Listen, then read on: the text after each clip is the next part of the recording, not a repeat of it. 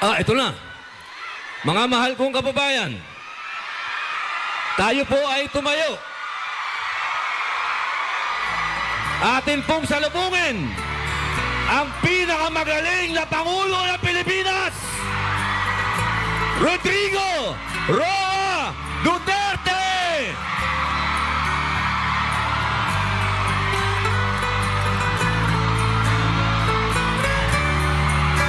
Duterte! Duterte! Duterte! Duterte! Duterte! Duterte!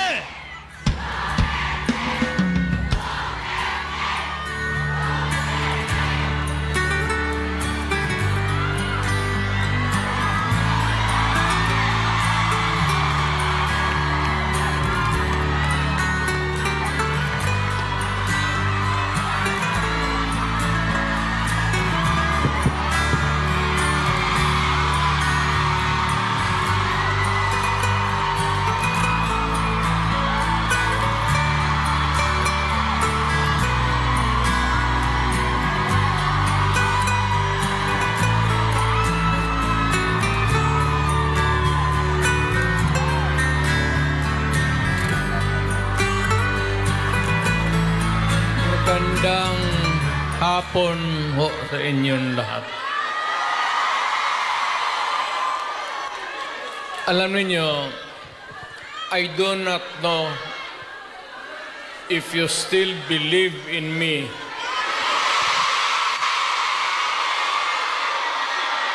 Pero nakatingin ako sa inyo. Ano ko,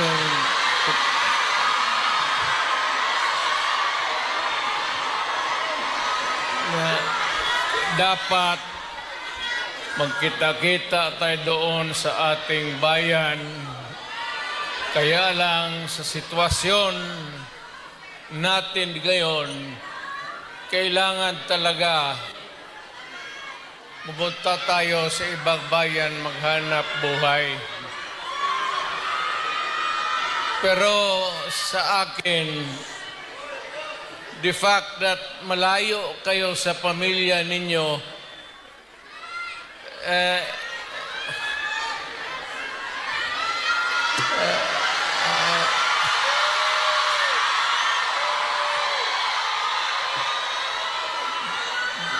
dama ko yung lungkot at alam ko yan. Kasi ganon rin ako noon. Almost 3 years sa labas ako nagtatrabaho. Well, nagtitraining para pag sa koneksyon ko sa pagka-abogado. Kaya OFW, yan ang pinakamasarap na magkikinig ako. OFW, mabuhay kayong lahat.